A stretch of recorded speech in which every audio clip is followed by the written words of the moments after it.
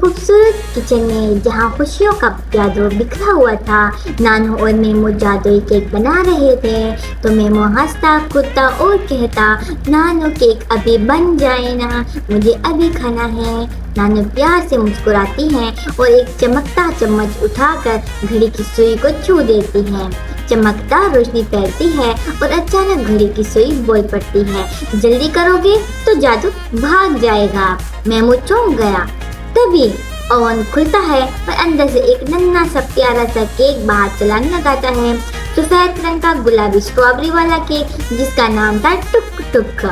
छोटे छोटे हाथ, नन्हे नन्हे पाँव और आंखों से ऐसी जैसे कार्टून की चमकती गोलियां। टुक टुक हंसता है और भागने लगता है। मीमू भी इसके पीछे दौड़ पड़ता है। पकड़ो पकड़ो। बर्तन नाचने लगते हैं, ओवन तालियां बजाता है और नानू हंसती रहती है। आखिरकार मीमू रुक जाता है। नानू कहती है, देखा, सब्र में ही जादू है बेटा।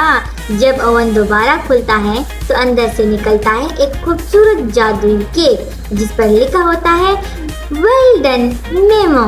मेमो, नानू और टुक टुक सब खुश होकर केक खाते हैं और सब सीखते हैं कि सब्र का जायका सबसे मीठा होता है।